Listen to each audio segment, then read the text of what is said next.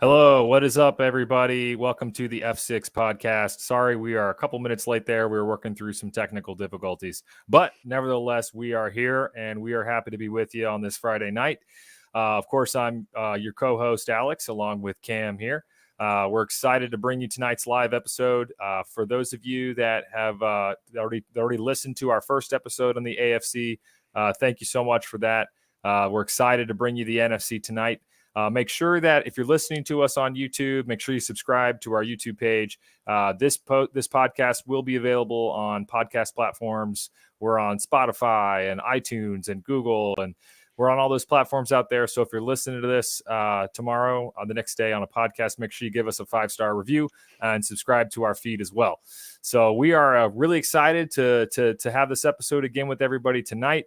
Another thing, if you're with us on the live show, if you have any questions, you want to submit any questions to us or any comments, go ahead and put that in the chat. We'll display it on the show and answer your questions as we go along. So with that, how are you doing, Cam? It's been a couple days. How are you? Yeah, I'm doing great, man. I was a little worried because, we're recording at the same time of the Commanders game, but the preseason game, but it got delayed. So I saw that. Someone's watching over us. So That's right. Thank you, inclement weather, right? Which is great. So just as an overview again, this is going to be our NFC overview. And then a couple other things. We're going to start to get into a little bit more of a deep dive in some teams. So we're going to bring you some Chiefs and some Commanders content that should be coming shortly. And then we already have some fans that have reached out, want to come on the show. So we will also start bringing fans on the show here in the coming weeks. So we're really excited about that. So if you want to come on here, represent your team, tell Cam and I and the rest of the world why your team's going to win the Super Bowl, then go ahead and mention in the comments. You can DM us, you can reach out to us. And I think another development is we're also setting up a Discord server as well. Is that right, Cam? Yep. Almost there. Almost nice. Ready to go. So once that's set up, we'll also have that available for all the smack talk, so that can ensue. So with that, let's go ahead and jump into it. I think we're going to start tonight in the NFC East. I think the first team up is America's team, right? The Cowboys. So just like last time, we're going to do an overview of these teams, and then we're going to talk about some players. Cam has done a lot of awesome analysis, and he's going to talk about some players, maybe players that aren't talked about as much or big impact players. I'm going to list out some players that I just want to watch, players I want to see. So, Cam, can you kick us off with an overview of the Cowboys, and we'll jump right into it? Yeah, let's jump right into it. So, Cowboys, as you said, America's team. Vegas win total right now is at 9.5. And the odds on division are plus 175. And honestly, the 9.5 looks a little low to what I expect. They have a moderate strength of schedule, but team overall is very solid, right? And unfortunately, but the guy I chose for this segment is Sam Williams. And a lot of people don't know Sam Williams as much because he was a second-round pick last year. He wasn't as talked about as many other second-round picks are going into draft season. He kind of flew under the radar for a lot of people. This last season, in his rookie year, he looked good. He passed the eyeball test, and he had pretty crazy production when playing. He had 22 pressures on 166 pass rush snaps, and then 15 defensive stops on 105 run defense snaps. And for reference, that pressure rate is a bit higher than his teammate DeMarcus Lawrence. Granted, on fewer passing snaps. But the crazy part of that production is that 7 of his 22 pressures were hits. DeMarcus Lawrence, 8 of his 55 pressures were hits on about 3 times, QB hits on 3 times as many snaps nearly. I wouldn't have expected that. Yeah, Sam Williams was lighting it up. And, last year they really didn't have any interior pass rush. They didn't have pocket collapsers. Their interior was kind of a weakness. And they went out and drafted Mozzie Smith right in the first round. Now, last year, the Dallas was tied for first place with the Eagles for highest pass rush win rate in the entire NFL. And now with that added body on the interior with Mozzie Smith, I think that Sam Williams especially is going to get a lot of isolated reps on the outside, right? Because they have that interior help. And he's playing across from Micah Parsons and Marcus Lawrence. Like, he's not going to be the one they double team. So I'm really looking forward to seeing if he can, come into solidify himself a role on this team, and get them a really solid rotation this year. Nice. So my player, that's cool that you picked someone on defense. I picked an offensive player. I want to mix it up. I'm not just going to be picking quarterbacks that I want to watch. I want to see Tony Pollard, and I picked him out because, of course, him splitting that backload, splitting those carries with Ezekiel Elliott over the last couple of years. But I mean, just in the eye test last year, Pollard has so much more pop. I mean, he just has that. I don't know if it's that acceleration or it's just that, but man, I mean, he looked for those touches. I mean, he certainly looked like he made the most of it last year. Definitely looks like, I mean, I don't know, Ezekiel Elliott, man, he looked like he had cinder block feet or something because he just was not moving very well last year. So, I think it'll be curious to see with Pollard how he handles a lot of those inside carries, and it seemed like a lot of the short yardage situations that Ezekiel Elliott was in last year. So I want to see how Pollard holds up with a bigger workload, see if he can keep that speed and acceleration, have that burst. So he'll be the guy I'm curious to see how that offense works with a full-time Tony Pollard. Yeah, and Zeke's always been a plotter, right? He's always been, give him the ball, he will do his job up the middle. He'll gain positive yardage. He's not going to explode for a 50-plus yard touchdown, and that's Pollard's game, right? He can really just plant his foot in the ground and take off, win the edge. So yeah, it'll be fun watching this offense, see how they develop there as well. They brought in more pieces along the defense and the offense. They're going to be, I think they'll be a little bit of a different team than last year. They were obviously good last year. They had, I believe, 12 wins last year. Is that correct? They were 12-5. Yep. Yeah, and their win total this year is 9.5. That just feels low. After bringing in Brandon Cooks, after bringing in, drafting to their weaknesses, hopefully having a healthy offensive line. This could be a pretty darn good team this year. So we'll see. Mm-hmm. And before moving on, I want to mention one more thing. Fun fact I read about Mozzie Smith is recently, I don't know if you saw this, Alex, he said he doesn't even like football that much, but he really likes hitting people. So I did not see going that. go out and hit people, and as a defensive tackle, I guess that's all you need. You have to have a little bit of crazy. I mean, I feel like when I look back just at the history of the NFL, I mean, some of the best defensive players that we've ever seen, they got a couple loose bolts. You know what I mean? I mean, they love that contact. They fight through that pain and just the grind of what it must be smashing bodies, on the line every game. So yeah, you need a little crazy on your team. Yeah, if you're not a little bit mean, you're not going to be a Hall of Famer. So that's true. All right. So let's move on here. Let's go to the Giants next. And the Giants right now, they have a 7.5 Vegas win total. Odds on division are plus 700. And Alex, why don't you take this one away? Sure. Yeah. For me, I have Darren Waller as the guy I want to see. I think that the Giants last year were a surprise team to a lot of people, including myself. I did not have them as a playoff team last year. And then not only making the playoffs, but even beating a Vikings team in the playoffs, which was impressive. So, they obviously relied a lot on the running game last year. I think we'll see that a lot this year as well. But I mean, I think that bringing Waller in could give a boost to that passing game, especially for Daniel Jones. Having some more targets for him as they really hoping that he takes another step. So, a big question mark on Waller. Can he stay healthy? It's kind of been a couple years since he was healthy. When he was healthy, a couple years with the Raiders there, he looked great. He was one of the best tight ends in the league. So, everything I've heard out of camp is that he's healthy and looking good. So we'll be curious to see if he can maintain that. But if so, I think he could bring a big boost for their offense.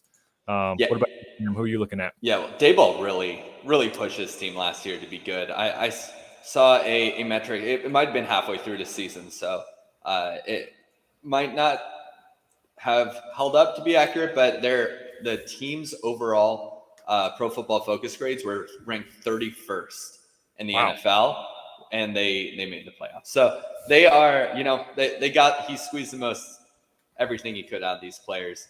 But the guys I wanted to talk about, plural, compliment Darren Waller because it's the entire wide receiving core. Someone's got to step up, right? This team is a bunch of slot receivers. They just drafted Jalen Hyatt, right? Slot receiver who reportedly ran 24 miles per hour in training camp, by the way. Did you see that? No, I didn't. Yeah, fastest GPS Wow. in training camp of all time, something like that, beating out Tyreek Hill. He's coming for 24 miles Tyreek. per hour. Yeah, crazy. And they drafted Wan'Dale Robinson in the second round last year. And then they have Campbell, Shepard, Beasley, and Crowder. Now, Beasley and Crowder probably won't make the roster, but their only outside receivers seem to be Hodgins and Slayton. And Slayton took more slot snaps last year than he did on the outside, which is kind of crazy. I wouldn't have expected that. But so seeing who can step up, who's going to be the target on the outside, who's going to be Daniel Jones's go-to, because Jones had over 700 rushing yards last year. That's not going to happen again. He's going to need to rely on some of these receivers, and no one on this team has really, in my opinion, proven anything on a football field. So we'll see who can step up. Hopefully Darren Waller can be that guy for him.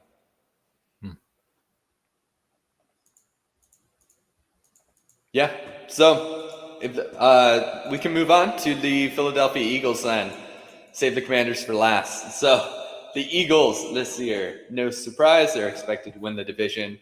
Got Vegas win total of 11.5. Odds on division are negative, right? They're at minus 115. So not the best bet there, although it is seemingly pretty safe at the moment. Although last year they were back earlier in the offseason, they're at plus 240 to win. Dallas was in their position now. So you never know what's going to happen. But anyway, the Eagles. Alex, you want to take this one away? Sure. Yeah, the guy I have is Jordan Davis. So he was a guy that I remember seeing him play in Georgia in the national championship game. And man, I remember just seeing that guy and going, how is that guy so big and so fast? I mean, he is an anchor right there in the middle of the defensive line. And in that regard, I mean, he didn't have a terrible season last year as a rookie, but I don't remember seeing him as much as, I guess I would have thought for how big and how athletic he looks. I know that they have such a veteran defensive line, obviously one of the best defensive lines, and at least I think in the NFL. So I'm not sure what his I'm not sure if he'll be rotational or kind of what his role exactly will be, on that line. But I'm excited to see him and see if he can, if he can really start to use that size and kind of what he can do on the defensive line. So he's a guy I'll be watching. What about you, Cam? Yeah, he passes the off the bus test for sure. And by that, I mean, he gets off the bus and you say, dang, I have to face this guy. He looks like a football player. Yeah.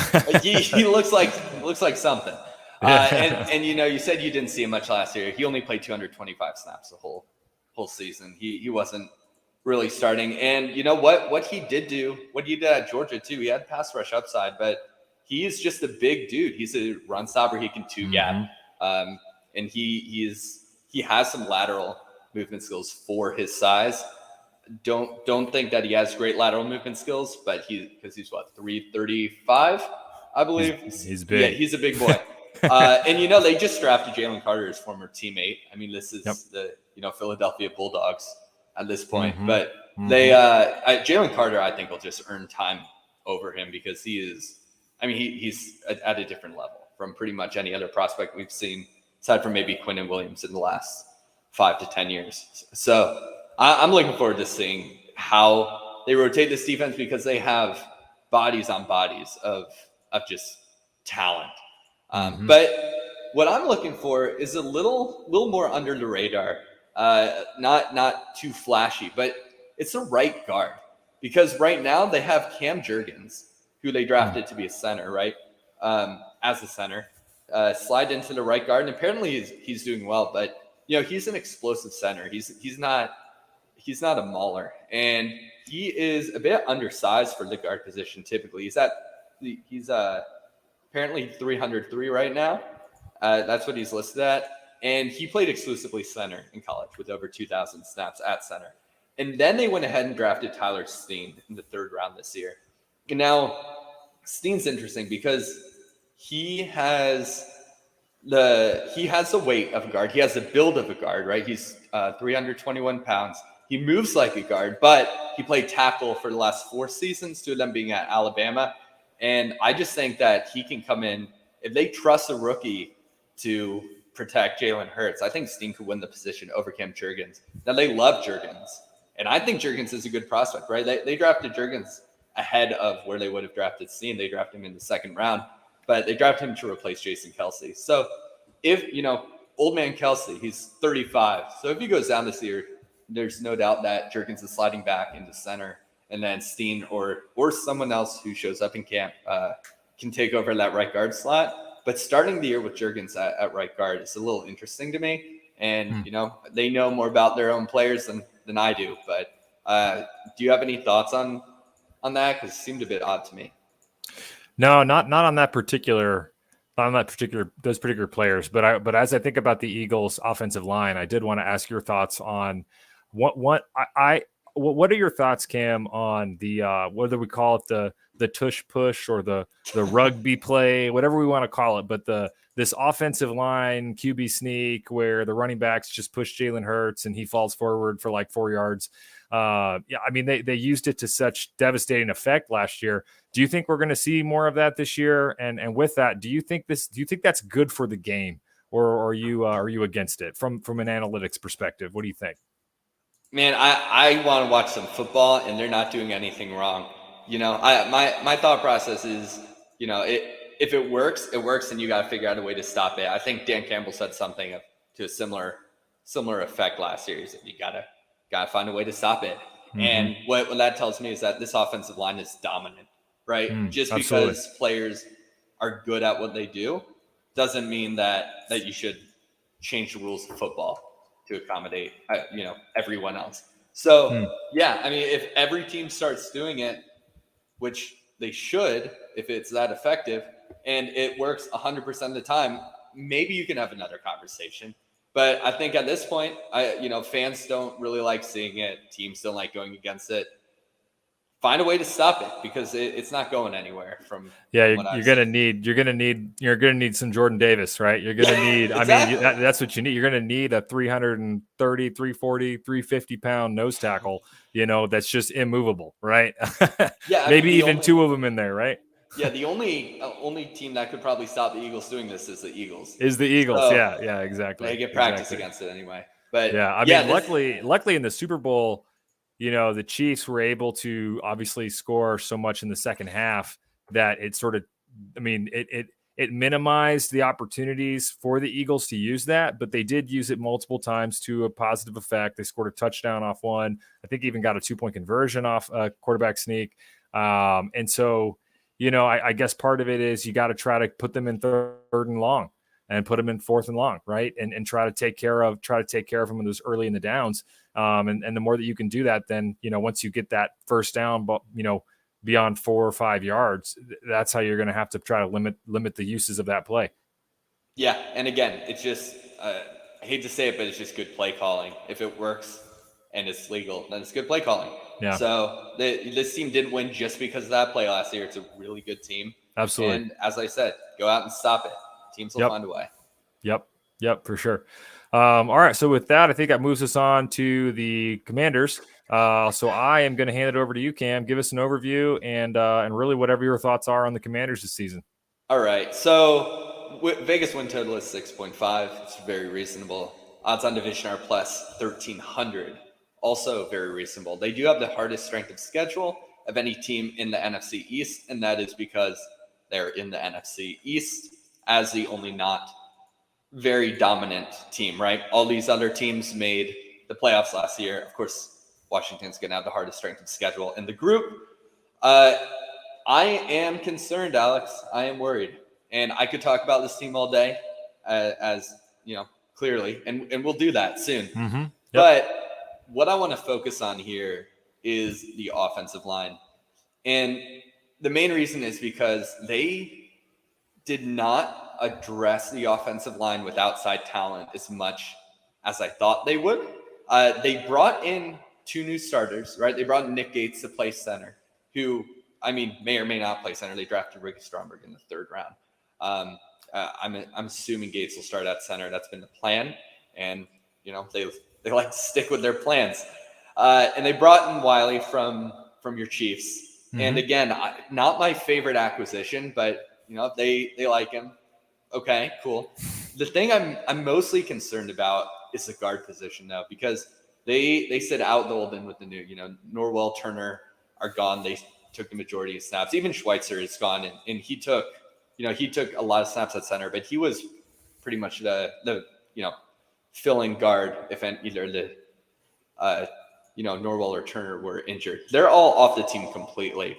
And what they did is they took Sadiq Charles and Sam Cosmi and bumped them inside. And their plan was to bump in Sam Cosmi. They talked about that, and they played him at guard at the end of last season.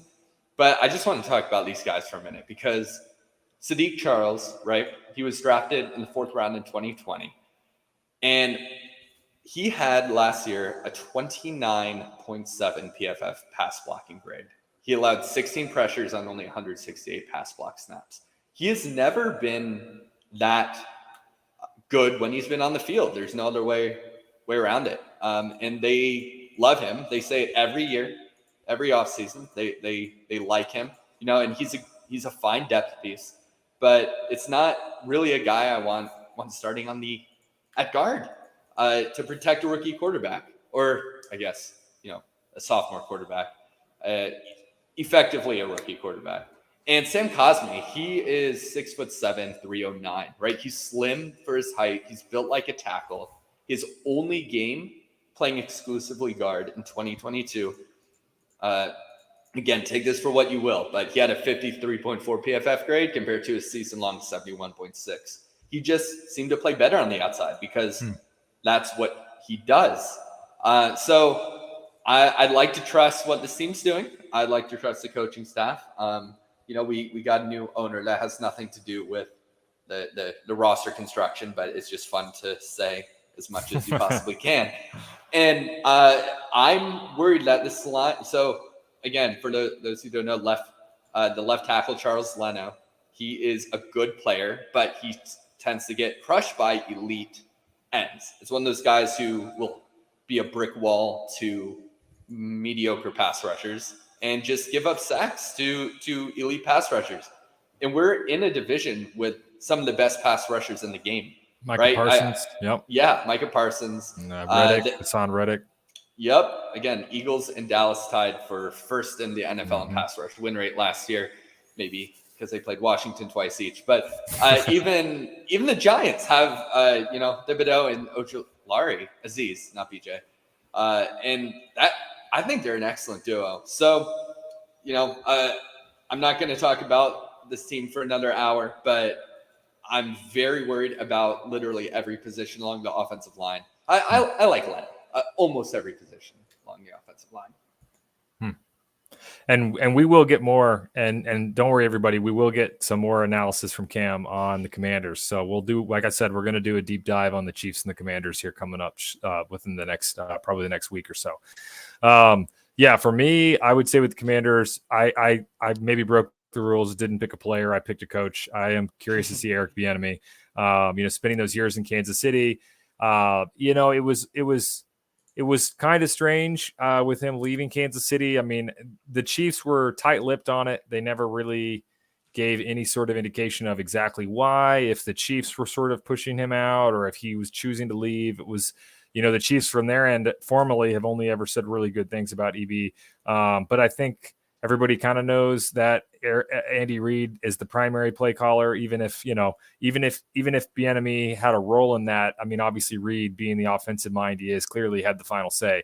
And so I'm curious to see, Bieniemy as an offensive coordinator, kind of out of the shadow of Andy Reid, running maybe his own, version of kind of the Andy Reid West Coast, maybe with maybe more of an emphasis on the run. But that certainly could depend, as you mentioned, on the offensive line and what that looks like. So, and then you add in just this week the odd comments coming from Ron Rivera, where he said players were coming to him saying EB was being too harsh on them or he wasn't connecting with them. That's odd. That's odd, especially odd coming from the head coach. Usually there's some sort of leak or something for that type of information. But I mean, if I remember, Rivera just sort of willingly gave that information without even being prompted for it. So that to me is strange. Even if it's not a red flag, it's strange. So just the offense. I want to see what that looks like. We didn't even mention how, and we'll certainly get into that, I think, in our deep dive. But I don't know. Do you have any thoughts on the Ron Rivera, Eric Bieniemy comments coming out this week? I have many thoughts. I won't share all of them, but it's essentially players are, quote, concerned about his intensity. And from what I've seen, I mean, McLaurin's getting mad at his teammates. If McLaurin is angry with you, then you're doing something wrong. Because he's the nicest guy in the world. And he is, if guys are being sluggish in practice, Bieniemy will call him out. If guys aren't doing everything perfectly, he'll call him out. And their response needs to be, yes, sir. I'll do better. Do their job. Yep. And it's clearly a change from last year. I read earlier today, actually, Washington had the slowest pace of play of any team in the NFL last season. I'm sure that stems from their intensity in practice as well as the game plan. I mean, obviously it's revolved around the game plan a bit and the rotation of quarterbacks and figuring out because they don't get the same number of snaps with the first team. And it's been a mess for so many years now. But, Bieniemy, eggs are in his basket. It's up to him to step up and show this team and show what he can do away from Andy Reid. And the players need to listen. And that's it. They just got to do what they're told. Agreed. It's a job. So, that's right. That's right. Yeah, as you said, we didn't even mention Howell. We'll talk about him more. All eyes are on Chase Young and Sam Howell this year to see if they can have big years. But for now, we'll leave it at that. Yep, absolutely. All right, Alex, who's winning? More to come. Yep. So mine, I didn't take me too long. I mean, I do think there's a lot of good teams, but I'm going to have to pick the Eagles again. I just, I think they, as you mentioned, I just think the Eagles are pretty dominant. And I think in general, the NFC, as I went through and kind of prepped for this, I think the NFC is a little weaker than the AFC from top to bottom, but I do think that the Eagles are certainly one of the best teams in the NFL overall. So I got the Eagles. What about you? I got the Eagles too. It was very easy, but I have a question for you, Alex. Who comes in second? Oh, I didn't think about that. I as much as I don't like to say it, and I don't like to be one that just repeats previous years, but oh man, I was gonna say Cowboys, but because I believe the Cowboys were in second last year, weren't they? It went Cowboys at 12-5. Yeah. Oh man, it's got to change. It can't be the same. So I'll take the Giants. I'll take the Giants as second. What about you? I have the Cowboys. I pretty much think the roster tiers, it's Eagles are in one tier, Dallas is in its own tier, Giants are in their own tier. And then the football team or the Commanders, cheese. Whatever you want to call them. lots been going on these last couple of years. Yes. Yeah, and the Commanders. So I think it'll just be a repeat of last year. Hope I'm wrong. All right. Nice. Yeah. Now I will say, Cam, you're gonna I got a little surprise for you on the NFC North, as I know we're heading into the NFC North. So everybody hold on to your seats for my division winner for the NFC North. But we can start with, I guess, the first team up, Chicago Bears. I'll give my player, and then you can give us an overview. I want to see Justin Fields. I want to see how he continues to develop, and especially with some of his comments. I think he, which this was a little bit odd, but I think last week he said that he like guaranteed he was going to throw for I think it was 4,000 yards, if I remember, which was odd because you would think that his goal would be, hey, we want to, I don't know, win a Super Bowl or make the playoffs or I would rather have my quarterback say, I don't care if I throw 2,000 yards or 4,000 yards. I just want to win. So that was kind of an odd comment, but a lot of pressure on him. I think this is the year to prove, is he a franchise guy or is he not? And I think the Bears are better than they were last year. So at least it looks like he's got some more weapons around him. So we'll see. But what about you? Who you got? What's the overview for the Bears and who are you watching? All right. So the overview is just their Vegas win total is 7.5. They're plus 430 to a division that is currently third in the division, but they have a pretty easy strength of schedule, projected strength of schedule, that is, at 6th in the NFL. And I'm going to piggyback off of you for a second and talk about Justin Fields because I am really looking forward to seeing how DJ Moore thrives in this offense. Not my pick for this segment, but there's a very interesting, I'll call it a trend. It's not a statistic. Very, very small sample size, but you get quarterbacks who rush for over, I believe it's 400 or 500 yards in a season, and then acquire an elite wide receiver, always take a huge step forward as a passer and have spikes in completion percentage. And the examples over the last few years have been Josh Allen acquiring Stephon Diggs, Kyler Murray getting DeAndre Hopkins, and then just this last year, right, Jalen Hurts and AJ Brown. It's incredible. So the theory circulating right now is basically, scouting aside, what you think of the prospect aside, if you're an athletic enough quarterback to pick up those yards with your legs, then you are a good enough athlete to then thrive in a better situation with actually having a guy to throw the ball to, right? So it'll be interesting because I don't view Justin Fields as the same passer as I did, with the same arm talent at least as Josh Allen, or with the same light that I saw Kyler Murray. But I wasn't as high on or Jalen Hurts. So, I think getting DJ Moore, he's a darn good wide receiver. And I think Justin Fields could take a huge step forward. So I'm really looking forward to seeing this offense. Now, guys I chose for this segment are the rookie interior defensive linemen, right? They drafted 2 explosive dudes in the middle of their defensive linemen on day 2 in this draft. Most people in the draft community would say that they're both reaches, and they are, Trevon Dexter and Zach Pickens, but they need talent along the defensive line. These guys are both pass rushers up the middle. Neither of them weigh more than 300 pounds ish, I believe. And it'll just be interesting to see if the rookies can really step into the light. Nice. All right. I guess next up we have the Lions. So what's the overview for the Lions and who are you watching? All right. Lions 9.5 favorites on division, and their odds to win the division are plus 145. So who I'm looking at is Levi Onwuzurike, and that's because for those of you who don't know who he is an interior defensive lineman drafted a couple years ago, and he had catastrophic back injuries with spinal fusion surgery. And I really liked him coming out as an interior pass rusher, which the Lions drafted him in the second round to be, and they desperately need. They need pressure up the middle because they have the big boys. They have Lee McNeil, right? They have rookie Broderick Martin, and then they have Isaiah Buggs.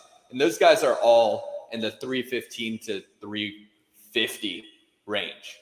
They are giant, and they need some finesse up the middle because they have a surprisingly strong outside rotation.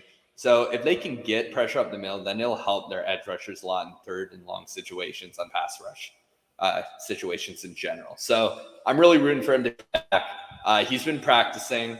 I don't know if he's looked too good or not. I haven't been paying as much attention to that camp.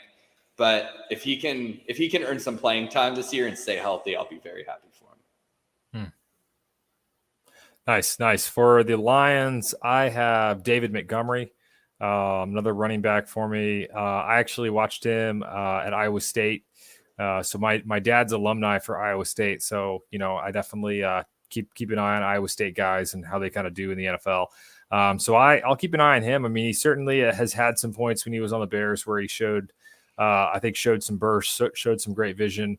But I know he's also kind of had some nagging injuries. So I think it's an interesting switch. I mean, it looks like it's kind of a crowded backfield there in Detroit. So I'll be curious to see, I know that there's still preseason that they got to work through and all that, but I'll be curious to see who the starting back is and who the third down back is on week 1. And I'm curious to see where Montgomery ends up in the mix. Yeah, they drafted Jahmyr Gibbs with a 12th overall pick, which just when you think about it, I know everyone was saying this at the time, but I just want to remind everyone they had the 6th overall pick, and Bijan Robinson went 8th. They traded back from the 6th to the 12th to get a different running back than Bijan, who they could have had at 6. So it's a very interesting decision. They clearly want that.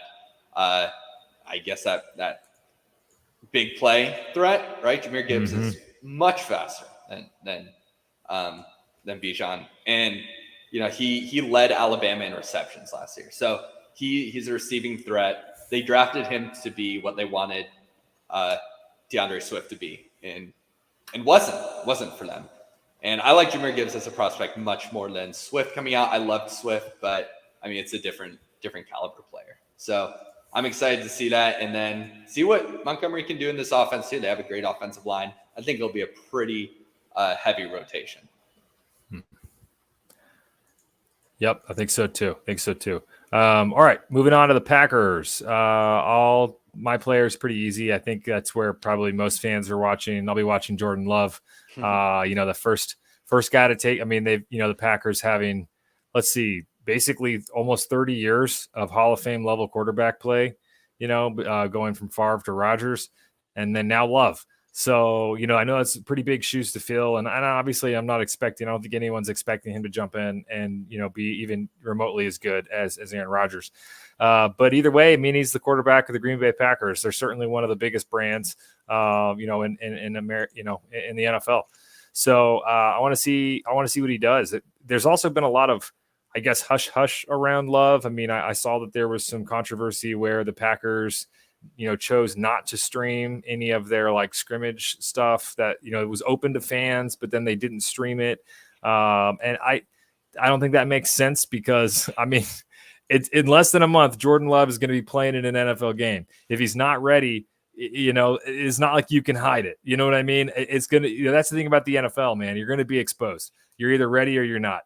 So there's definitely curious to see. I mean, I would think they would lean into the run game, and I know you can kind of we can talk about that some more. But I'll be watching Jordan Love, and I think that's gonna be a big question mark. I don't have any idea. I feel like he could be terrible, and they could win 4 games, or maybe he's serviceable and the other areas step up and they're better than we think. So I'll be watching Jordan Love.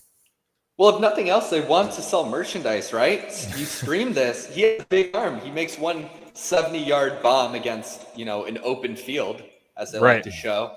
And someone's buying his jersey. So good point. It is a little peculiar to me as well. But I'm looking at the other side of the ball. This draft, this 2023 NFL draft, told us a lot about what they want to do because they drafted 3 defensive linemen who play both inside and outside. All right. So in the first round, they got Lucas Van Ness, right? He's been very vocal about how his time as a defensive tackle has helped him become a better rusher on the outside. He's a monster. They're going to be moving him around inside, even though he's only in the 270s because he is just, I mean, his comp is a literal bulldozer. Every rep looks exactly the same. It's hilarious. If you want to watch some good football, watch his highlight reel. He lunges forward from his 3-point stance, drives the player back, and that's it. That's all he does. So it's really fun to watch. But I'll have to check that out. yeah. I'll send you some clips. They drafted him in the first round, inside outside. Then they drafted Colby Wooden in the 4th round.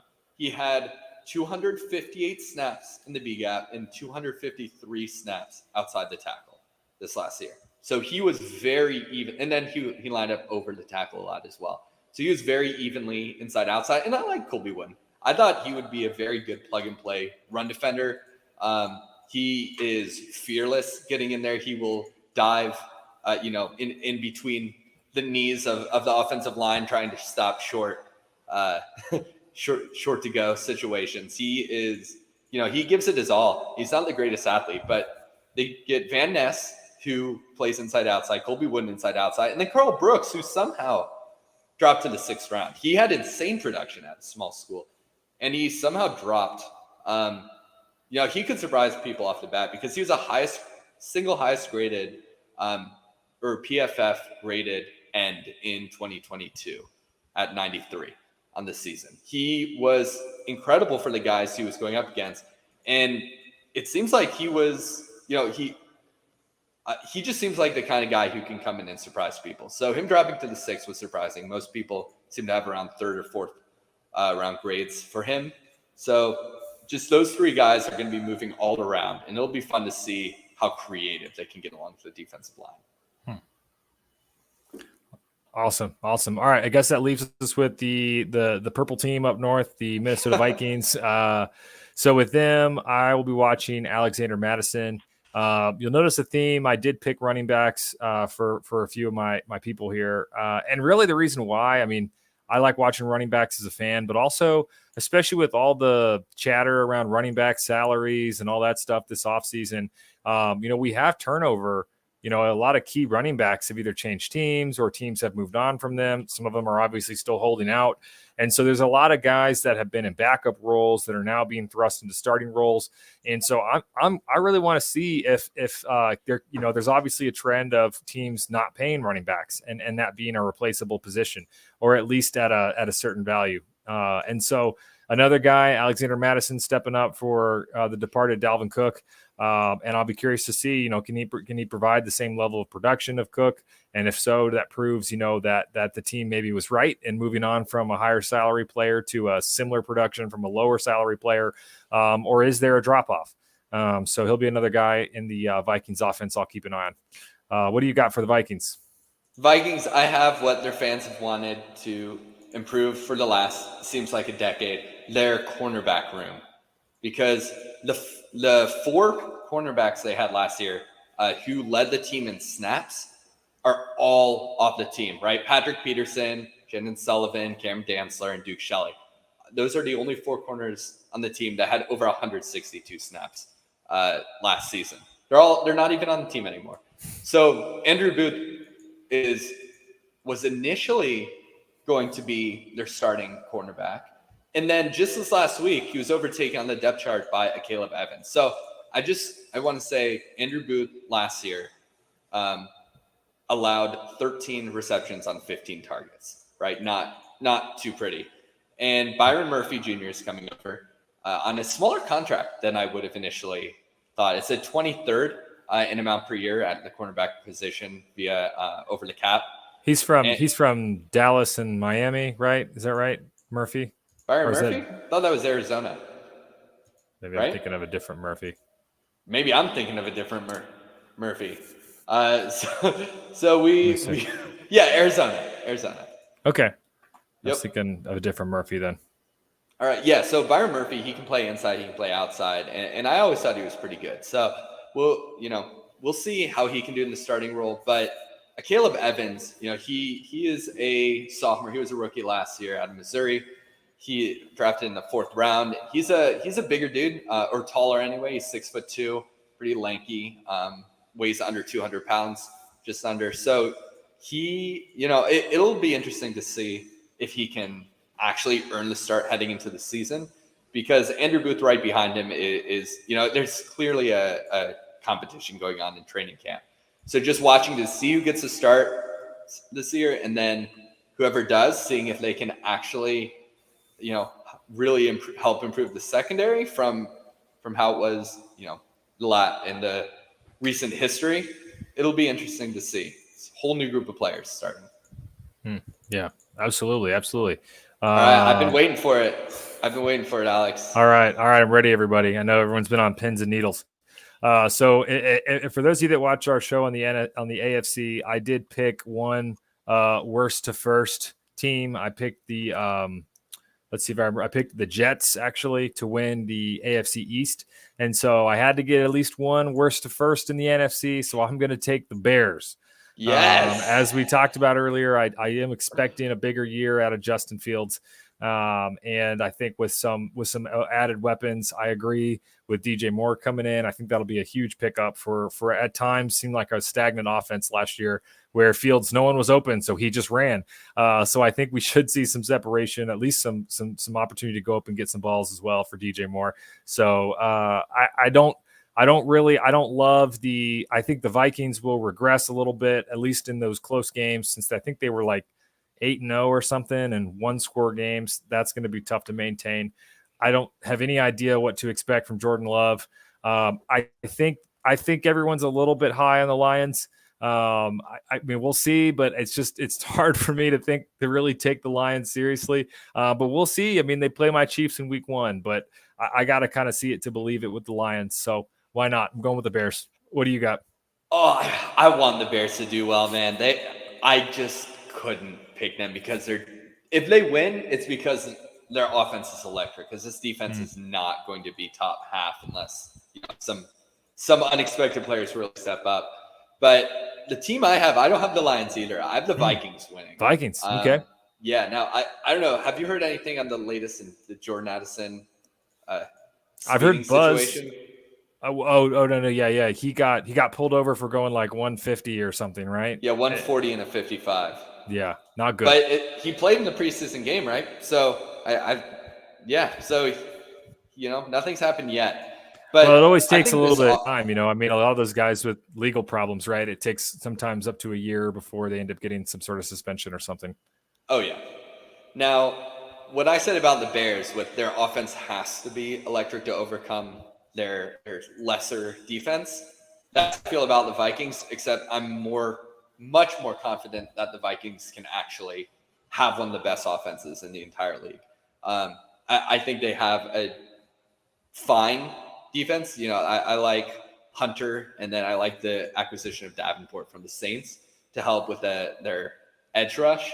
But overall, this defense is nothing special. But Justin Jefferson is the definition of special. And I like Addison to be a number 2. Hawkinson looked much better on this team, in my opinion, than he did on the Lions. I'm sure it had to do more with utilization and just, scheme fit for the individual himself. But I think this could be one of the top offenses in the NFL, bar none. So we'll see. This is going to be a fun division because I feel like it could either be close or someone could run away with it. I just have no idea. It's wide open, except for the Packers. Yes. All right, nice. So we got our division picks in there. So let's move on to the NFC South. To be honest, this is we'll see, but this has the potential to just be terrible. I feel like every year there's at least one division that fans kind of groan, especially when those teams are on primetime. It's like last year it was the Broncos, right? The Broncos were so awful. They were just painful to watch. Now the rest of the division obviously, was different, but I just feel like the NFC South, this is just going to be a painful division to watch. Starting with the Falcons, I honestly don't really know a ton about the Falcons. They're not the worst team in the league every year, but they don't ever really make me excited or have anything that I want to watch. I guess the player I'll watch, I do think Grady Jarrett is good. There you go. Biggest take of the day. Grady Jarrett is good. But yeah, I mean, he'll be fun to watch on the interior.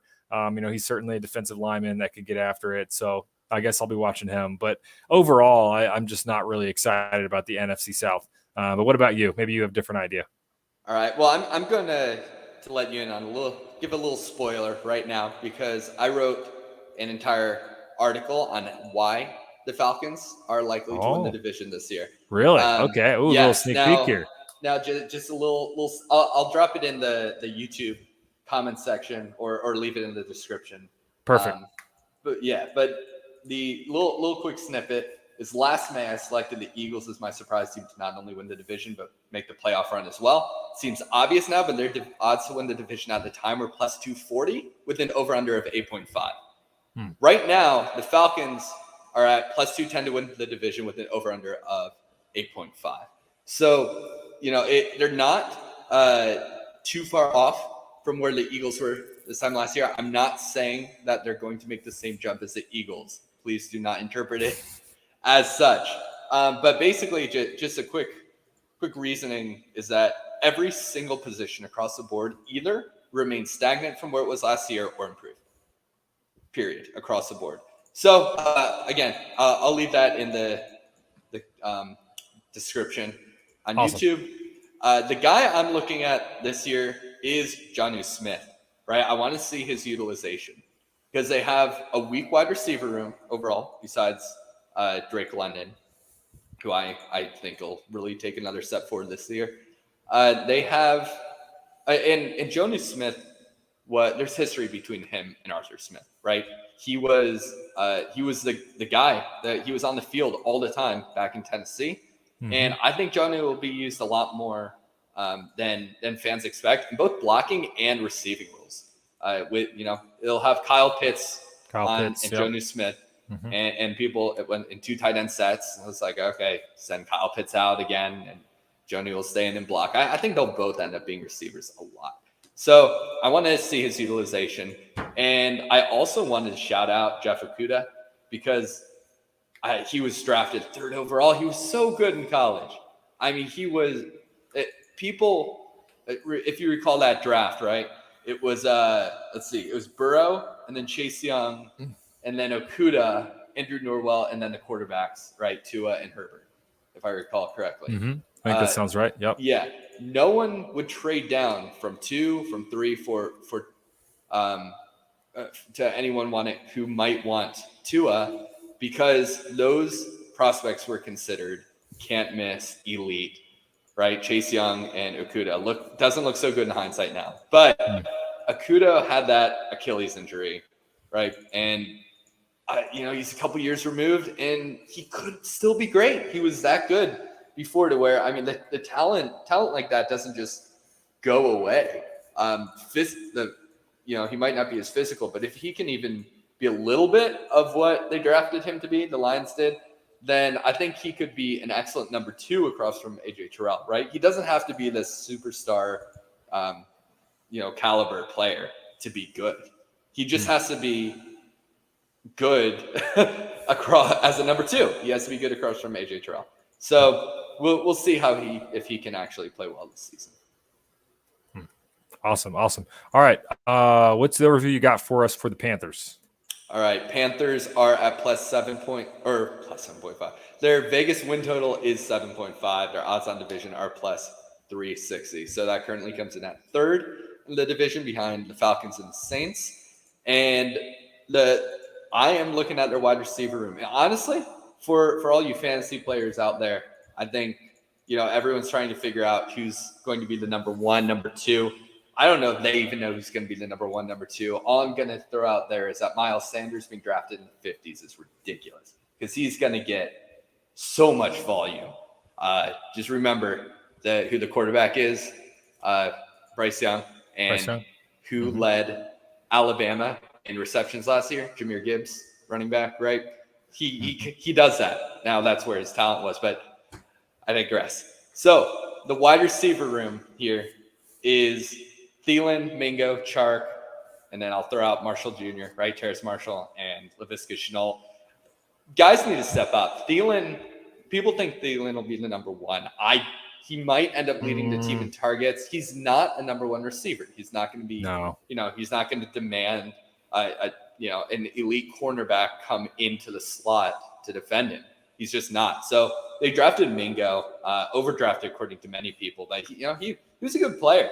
So if he can step in and actually be an X and demand some attention, then this team will it'll work a lot better than if if Terrace Marshall Jr. is a bust, Mingo's a bust, Chark doesn't pan out.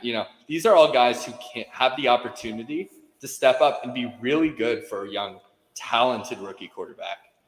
And someone's got to step up. So I don't know who it's going to be. It's not going to be Thielen. He's not moving to the outside. He's not in the game. He's not young enough for an offense to run through him anymore.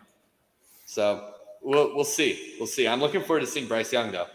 Yep. He's going to make something happen. That dude's anticipation is on par with Joe Burrow's. I'm not saying he's Joe Burrow, but he knows how to play the position. He's got it between the ears. Yeah, and that was actually my player, was Bryce Young. I think for me, I remember us having conversations and talking about the draft. I like CJ Stroud as number 1. Oof. So, and I know maybe that's a hot take. We'll see. Time will tell. So I want to see, was I off or was I on that one? So, and I know it's a different situation, certainly, not the exact same rosters, and obviously different coaches. And I know there's a lot of factors that go into it. But I'm curious to see. I want to see, obviously, both of those guys should be starting week 1. So it should be fun to kind of look back on their rookie years and see. And then, of course, throughout there, they'll always be linked together. I think about how many times in history, two quarterbacks are taken, that close together and high in the first round. They kind of can't escape that, right? They're always going to be linked together in one way or another. So I want to see what Bryce Young does, and I'll certainly, like most fans, probably be looking over there at the Texans to see how Stroud's doing as well. Yeah, I wasn't there with you. I like Young more, but he's so small. That's what the entire off-season conversation was for about 4 months before the draft. So we don't need to reignite that, but we'll see how they play on the field. All right, let's move on to the Saints now, and I'll let you take this one first. But Saints win total, they are currently projected to win the division at a 9.5, their win total, and at only plus 130. So now, something I didn't mention for the Falcons is they have the second easiest strength of schedule in the entire NFL. Saints have the first, right? They have the easiest schedule based on Vegas projected wins this year.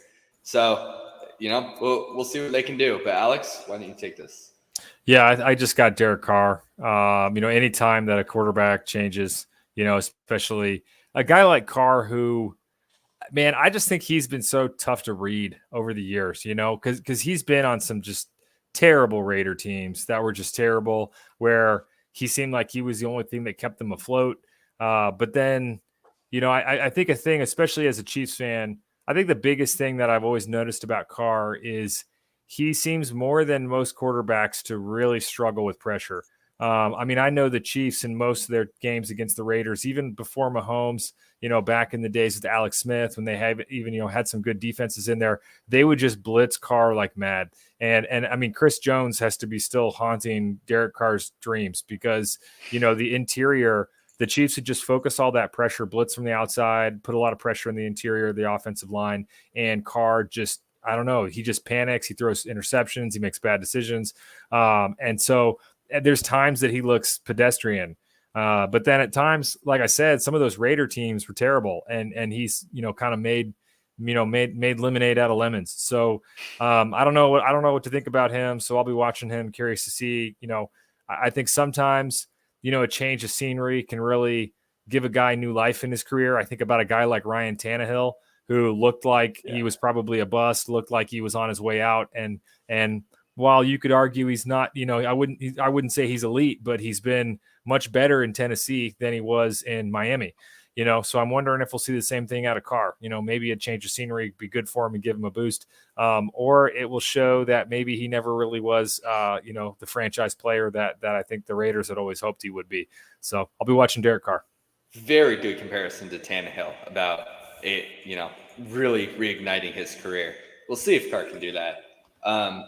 Now, you said Carr suffers a lot when he gets, when pressure gets to him, and that's why I am looking at Trevor Penning. Now, if you don't know about Trevor Penning, first round pick from last year, drafted to be their left tackle. This guy is hilarious. He watches Saw before his games. This is from interviews from when he was in college. Watches Saw before his game, so he's ready to murder people. According to him. Wow. He was kicked out of OTAs last season for starting 3 consecutive fights with his own teammates. And earlier today, I watched those videos again. Man, the play's over. He's just picking up the rusher and he's just driving them to the sideline. And then they just take a swing at him because why would you do that? And then he swings back. So he's ferocious. Now, he was very heavily penalized in college for everything. But he's an animal. He's always been a great run blocker. And if he can develop, he has a lot of quotes on it's like, why did you fight? It's like, I'm just working on my technique. Don't worry about the fighting. But he knows his strengths and weaknesses. He knows he's an absolute mauler. He knows he's not the best pass protector, and he wants he wants to be the best, right? Everyone does at this level. So I'm looking forward to seeing if he can actually step up his pass protection, help his new quarterback, and really, take a step forward and be that first round pick talent that they drafted him to be. And I wanted to shout out Rashid Shaheed, all right, because Shaheed was undrafted, right? He was an undrafted free agent last year. And then he went on to have the highest CPOE and EPA of any wide receiver in the NFL. If you don't know those metrics, they're derived from like the play-by-play data, their calculated fields. So like EPA is expected points added, for instance. So basically, the dude was good. When you threw him the ball, he outperformed expectations every time. So I don't know how he did that and how someone like that went undrafted, but Chris Olave, Michael Thomas, we'll see if Thomas can be on the football field for essentially the first time since 2019. And then Shaheed could step into that role and really be the number 2 to Chris Olave on this team if he continues what he did last year, which I still am having trouble believing. So I'm looking forward to seeing this entire offense, right? Kamara's out for 3 games. We got Kendrick Miller was my 3rd ranked running back in the offseason, which is bold. I know a lot of people didn't like him that much, but he's young, he's versatile, he's talented. And I just think this whole offense could be electric. The only hesitation is I still want the Falcons to win the division because I have them as my pick. So, we'll see how this matchup goes. I think it's easily between them, though, those 2 teams. Nice. All right, that leaves us with the Tampa Bay Buccaneers. I don't want to watch their quarterbacks, so I did not pick Baker Mayfield or Kyle Trask. Don't really want to see either of them play. I think the Buccaneers are going to be bad. You can tell us about what the stats are for this. I mean, I guess if I have to pick somebody that I think it's Kalijah Cansey. I don't know if I said that right. Yeah, I can't see that. I picked him. I think in the first round. 19th. Yep, 19th. Yeah, it comes in. I think he's just under 300 pounds. Defensive lineman. So I know that in Tampa has a history of certainly solid defensive line play, even when they've had mediocre offenses, over the years. Obviously, they have great linebackers. So I think the defense could be a bright spot. So curious to see how he comes in and contributes. But I think their offense is going to be terrible. What do you think, Cam? Well, let's talk about Cansey for a second, all right? Because we talked last week in our AFC show about Ed Oliver, and we were saying, yeah, he was comped to Aaron Donald because everyone of that size is. Well, the entire offseason was Cansey is the next Aaron Donald. Not the next, but comped to him because he's 281, almost exactly the same height and weight. He blew up the combine. He's very fast, and you see it in his tape. He is electric. He gets off the line before anyone else. It's crazy. What people don't like mentioning is that his arms are, I believe, 2 inches shorter than Donald's. He does not have the length of Donald. And Donald, I mean, he benches over 500 pounds. He lit up the combine. Cansey's not strong. He's not strong compared to Aaron Donald. He's a very strong human being. He's a football player. But yeah, Donald's just he's a unicorn. And I think Cansey is good. I don't know how successful. I don't think he'll be an every down player in the NFL ever. I think he'll be a good pass rusher, right? He can it seems like they want him to play that base end because Tampa Bay, from what I've seen, they like sticking in their 3-4. They don't really like changing it up as much, so Cansey won't get the chance to play much 3 tech, but he could play over the tackle. He could play 5 tech, right? He could slide into 4-eye. I don't see him. I didn't like him quite as much as most people. His tape is undeniable, but we'll see how that translates in the NFL.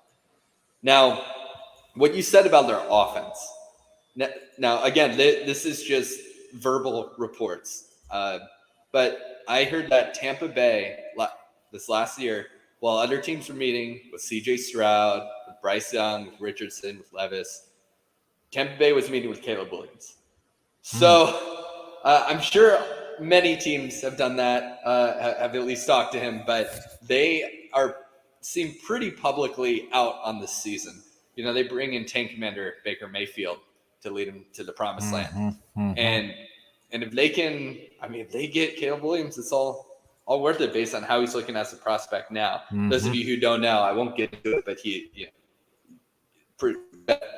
on par of a prospect currently as Trevor Lawrence is Andrew Luck. So he's crazy. Go watch his tape if you want some fun football at USC. But finally, getting into the segment, Cody Mock is who I'm looking at. He's sliding into right guard. He's right here, and he has a fun story because he has never started at guard.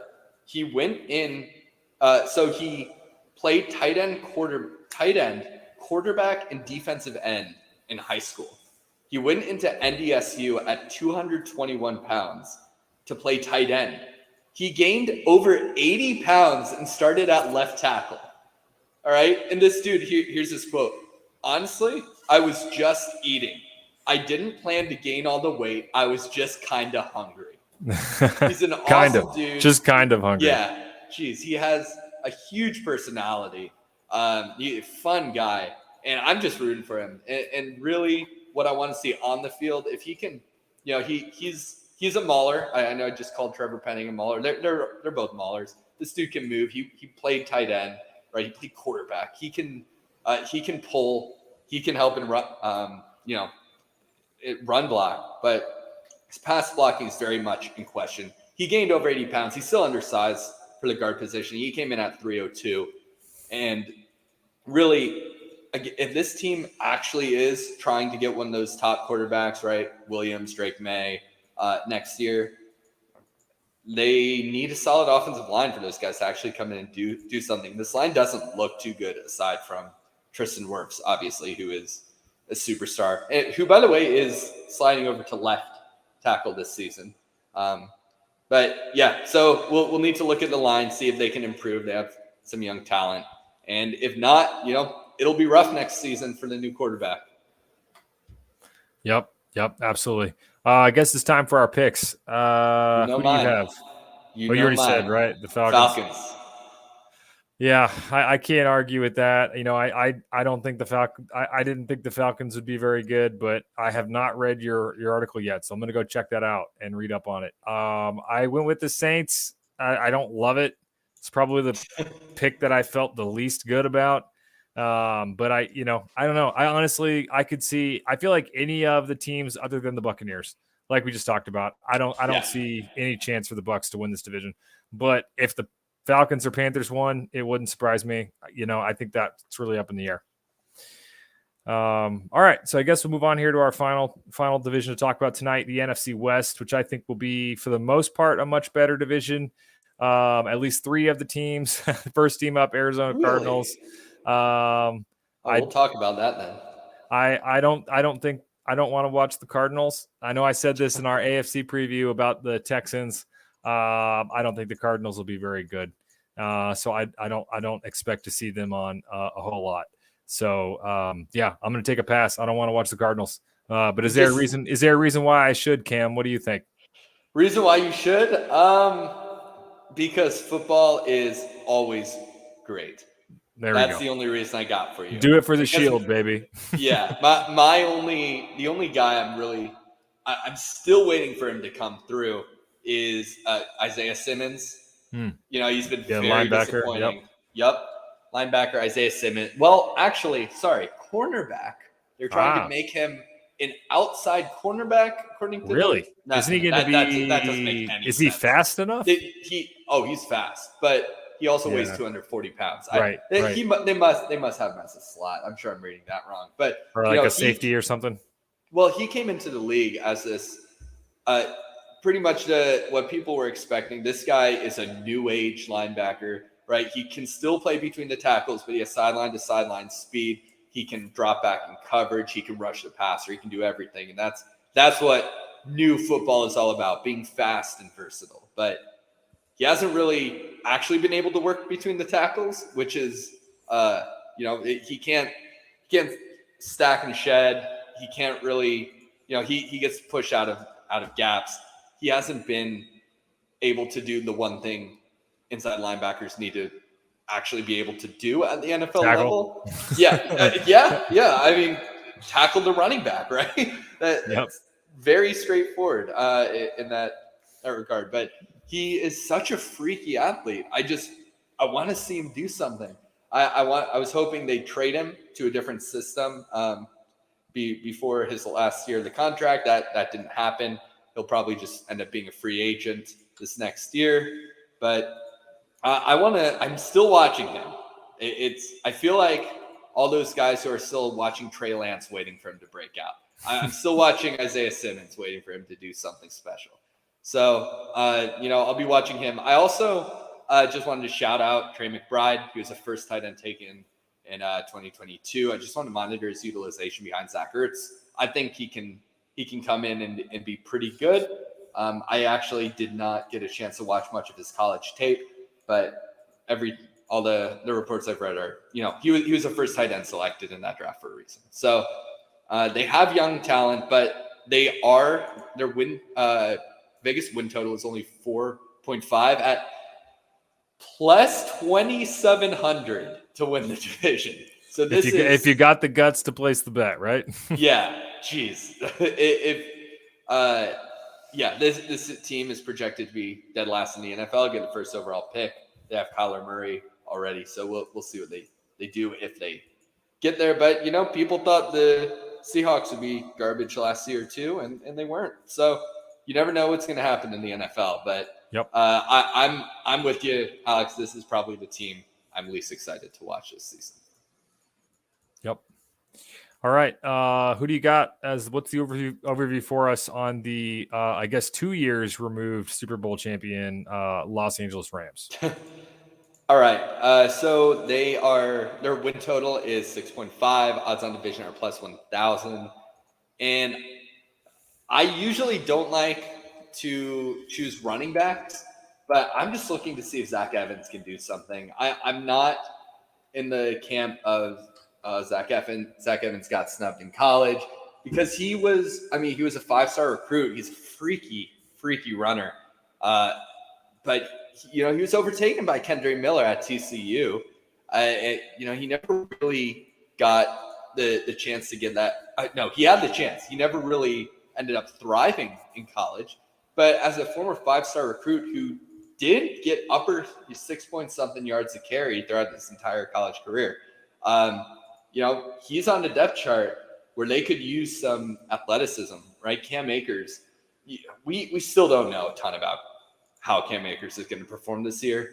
And second on the depth chart right now is Kyron Williams.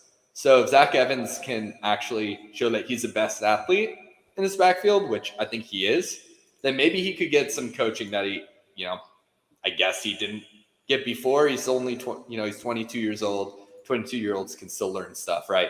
So I'm going to be watching to see if he is played at all. And if so, how he looks. That's all I got for this team right now. Yeah, I got mine's pretty easy. I got Aaron Donald. I know we've talked about him. I just want to watch him. Yeah, exactly. I think, with some injuries last year, last year he looked a little bit more human than I think he's looked probably ever in his career. So I know there was even some talk about him thinking about retirement, but obviously he's back.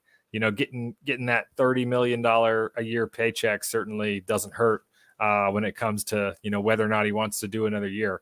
So we'll see what he looks like. I'm excited to see him play again. He's obviously a generational guy that I think that, when we get older, he'll be a guy that we can look back on and I think talk about seeing him play and how much of a game wrecker he was. So that's a pretty easy pick for me on that. Moving on to the 49ers. I already mentioned earlier, I am an Iowa State fan, so I'll be watching Brock Purdy, especially coming back after that injury. I like the twitch. I like the decision-making. Both of those, he did a good job last year of just getting the ball to the playmakers on that Niners roster, letting those guys get the yak, letting them do their thing. So, hopefully he's back and fully healthy. And he's never been a strong arm guy, definitely more of an accurate passer. So hopefully he still has enough oomph on that arm, to do what he has to do. But he definitely has the right attitude. He's a smart player. He's got that twitch, and he's got that he's, that kind of shiftiness. So he'll be a guy that I'll be watching, and hopefully he's healthy and ready to have a good season. What about you? What do you got for the Niners? There's no other way around it. I also have the S2 cognition test legend, Brock Purdy, because, and if you look it up, if you've done the S2 cognition test, we can give some references. It's pretty cool. Basically a mental assessment to project, used a lot on quarterbacks and other in other sports. And we'll get into that another time. But Brock Purdy, all eyes are on him. He is such a fun story, being Mr. Irrelevant, literally the last pick in the draft and coming in and just lighting it up. So I'm looking forward to seeing if he can, if he can come back from the injury and actually be good in this offense that is not short on weapons. I mean, this is one of the most electric, offenses in the league. Say with McCaffrey, Debo, Ayuk, and Kittle, it's crazy. Yep. So he has everything he needs. It doesn't hurt that his left tackle is Trent Williams also. So all eyes are on him, and because that's what everyone's already talking about, I wanted to bring up two other players. Shout out Jake Moody, third round kicker. I don't know what San Francisco is doing drafting a kicker in the third round in 2023, but they did it. So we'll see if his leg's worth it. And then also Jair Brown. Now he was selected in the third round as well. Pick 87. He is a safety, and he went to Penn State. His stats are pretty fun because he is a playmaker. He can rush the passer. He is an interception king. The only thing is he takes pretty bad angles in tackling. He allows big plays. He can be a liability at times as well. But he didn't seem to have the best offseason process, which people thought he'd drop because of that. But they ended up taking a shot on him in the third. So if he can get on the field, I doubt he'll get on this season. But I'd love to see what him throughout his rookie contract, if he can actually be a playmaker. The playmaker he was in college. Absolutely. All right. So that takes us to the Seattle Seahawks.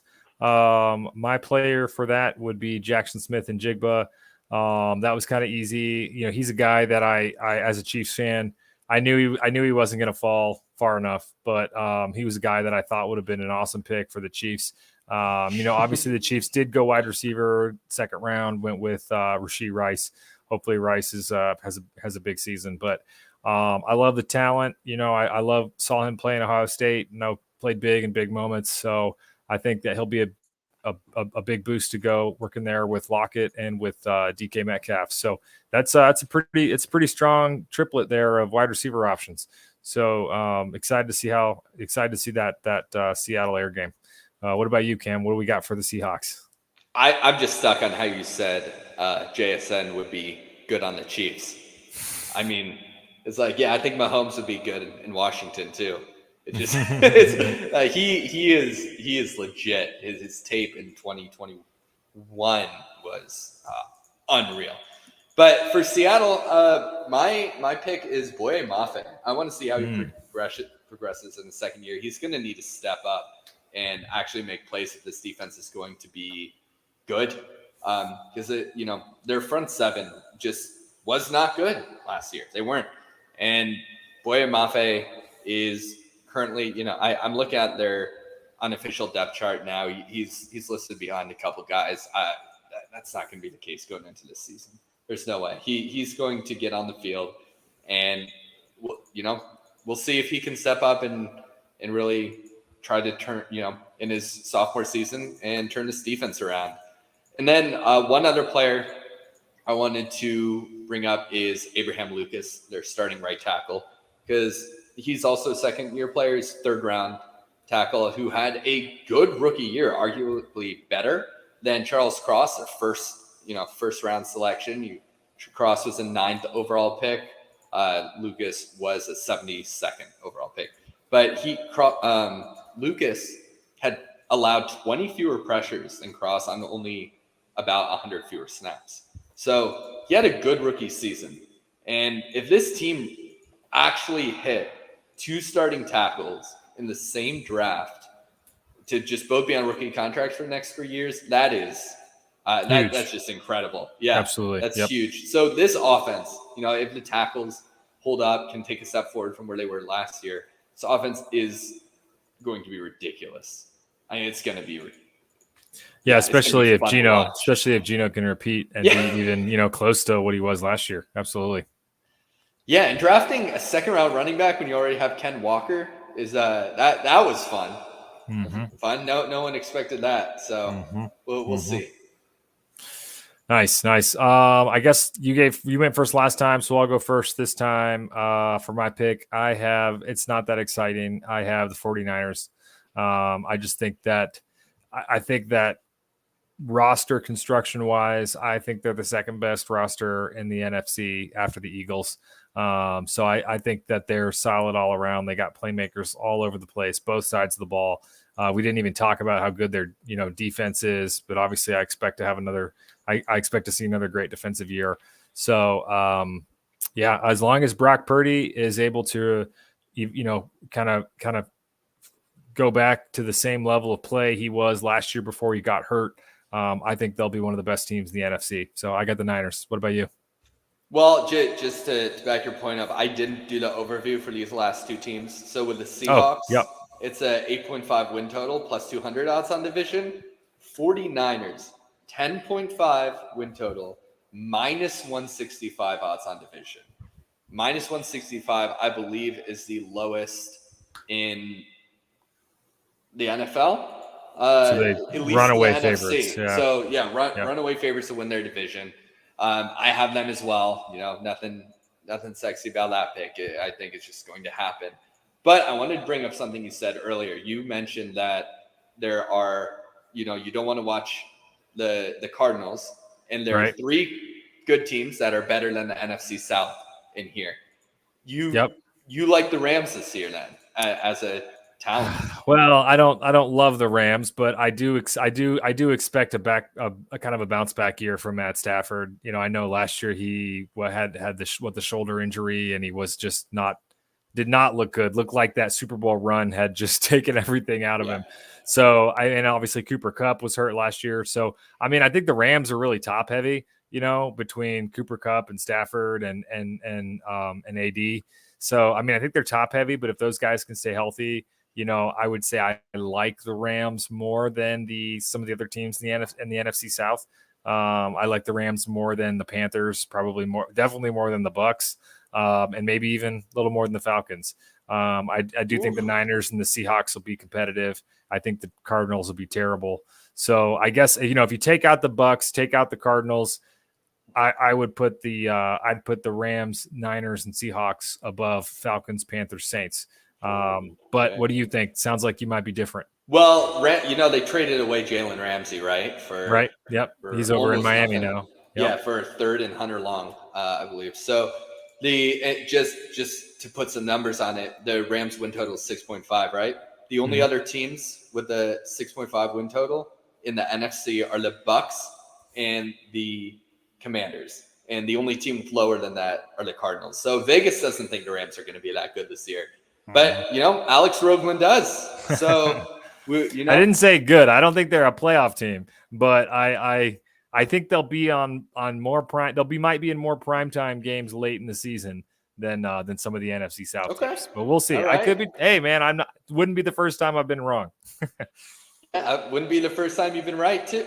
So there we go. So that was it, baby. That was our NFC overview. This was a lot of fun, and we got some more shows coming. But Cam, what are your closing thoughts on the show today and what we have coming down the pipe?